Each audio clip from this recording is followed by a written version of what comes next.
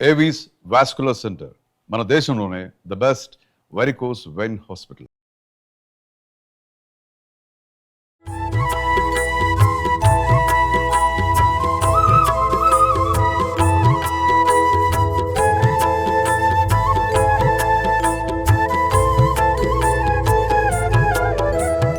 నమస్తే సుమన్ టీవీ ప్రేక్షకులందరికీ దసరా పండగ శుభాకాంక్షలు.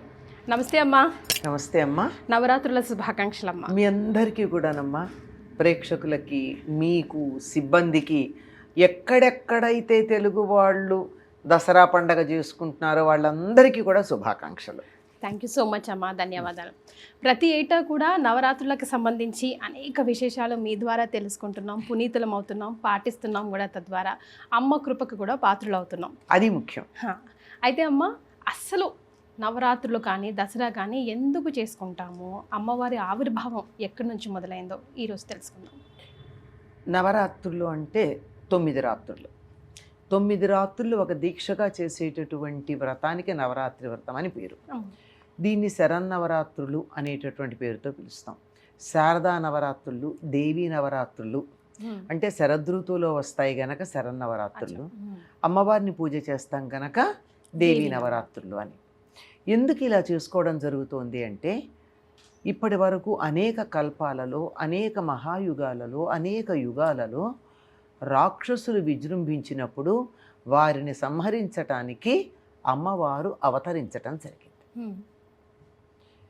ఎందుకు అమ్మవారి అవతరించడం జరిగింది అంటే, వాళ్ళందరూ స్త్రీల పట్ల ఉండేటటువంటి చులకన భావంతో వాళ్ళ వల్ల మాకు మరణం వద్దు, వీళ్ళ వల్ల మరణం వద్దు అనేటటువంటి అనేక మందిని చెప్తూ అందులో ఆడవాళ్ల పేర్లు పర్వాలేదులే అని వదిలేశారు. మూర్ఖులు.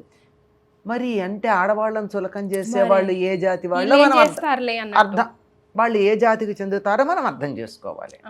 అలా చేసినప్పుడు ప్రతిసారి కూడా మరి దేవతలందరికీ అర్థమైపోయింది, వీళ్ళు మగవాళ్ళ చేతిలో మరణం లేకుండా వరం అడిగాడు కదా, అంచేత ఒక స్త్రీ రూపంలో కావాలని తమ శక్తులన్నింటినీ ఒక్కచోట ప్రోధి చేసి అక్కడ పెట్టడం జరిగింది.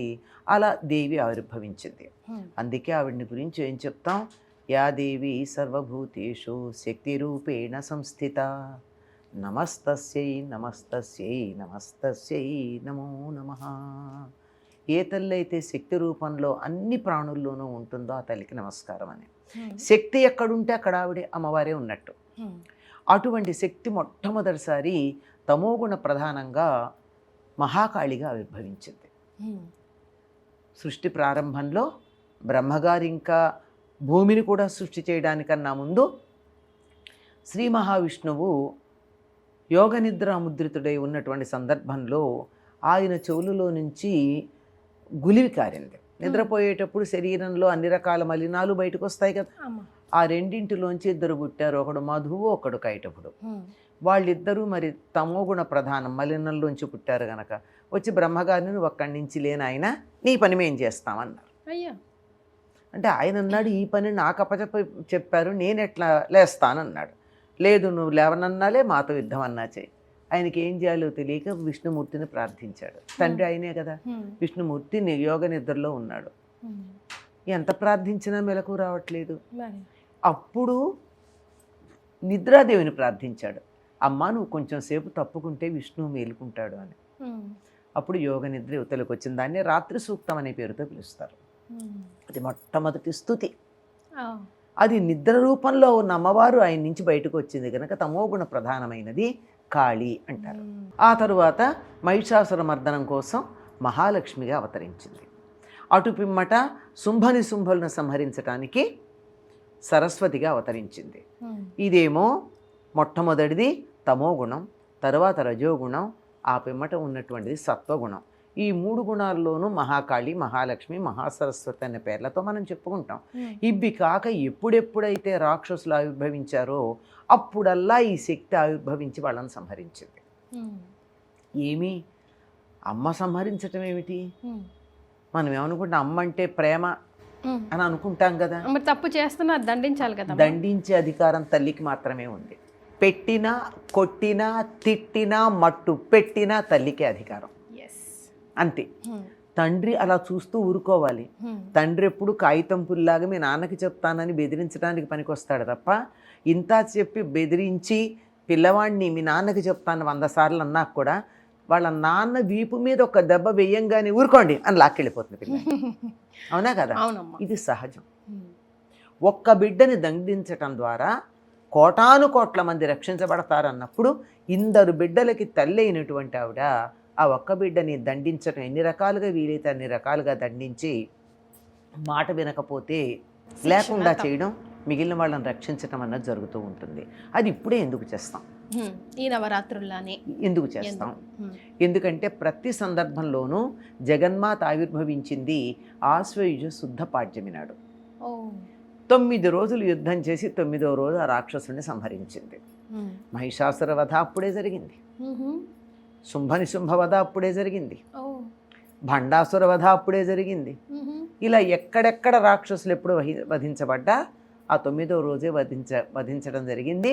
10వ రోజు విజయోత్సవం చేసుకుంటారు, అది విజయదశమి. ఇది మరి ఇప్పుడే దీనికి ఏదన్నా ప్రత్యేకమైన కారణం ఉందా? ఇప్పుడే ఆవిడ ఆవిర్భవించడం ముందు కానీ వెనక కానీ అవ్వచ్చు కదా, అన్నిసార్లు ఇన్ని యుగాల్లోనూ. అంటే అంతరిక్షంలో గనక మనం గమనించినట్టయితే అసలు మనకు జరిగే కథలు, పురాణ కథలన్నీ కూడా జ్యోతిష్ శాస్త్రానికి ప్రతీకలుగా ఉంటాయి, సింబాలిక్గా ఉంటాయి. సరిగ్గా ఈ సమయంలో ఆశ్వయుజ మాసంలో ప్రారంభమయ్యేటటువంటి సమయంలో సాయంకాలం సింహరాశి పైన కన్యారాశి కనపడుతుంది.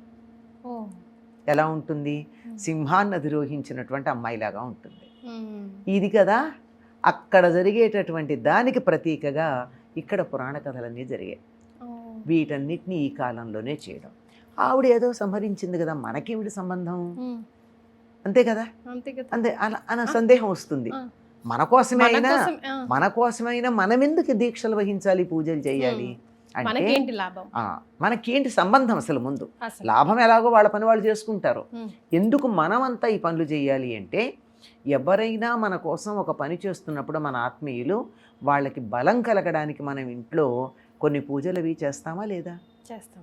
పిల్లవాడు పరీక్షకి వెళ్ళాడంటే ఇంట్లో అమ్మ దేవుడి దగ్గర కూర్చుంటుందా, కూర్చోదా? కూర్చుంటుంది. నాన్నగానే అమ్మగానే కదా. అలాగ అమ్మవారు అక్కడ చేస్తూ ఉంటే ఋషులందరూ యజ్ఞయాగాదులు చేశారు, మానవులందరూ దీక్ష వహించారు. అమ్మవారు అక్కడ మహిషాసురుణ్ణో లేక భండాసురుణ్ణో సంహరించేదాకా మేము ఆహార నియమం పాటిస్తాం, మరో నియమం పాటిస్తాం, నిన్ను కీర్తిస్తాం అంటారు. ఇప్పుడు ఆట జరుగుతూ ఉంటుంది, ఆట జరిగేటప్పుడు వాళ్ళు ఒక మంచి క్రికెట్లో రన్స్ చేసినప్పుడు, ఫుట్బాల్లో గోల్ చేసినప్పుడు ఏదో ఉంటాయి కదా, అవి చేసినప్పుడు అందరూ చప్పట్లు కొట్టి వాళ్ళని ఎంకరేజ్ చేస్తారు. ఎందుకు? ఎవరైతే మనం చప్పట్లు కొట్టి ప్రోత్సహించామో అప్పుడు వాళ్ళకు ఉత్సాహం పెరుగుతుంది.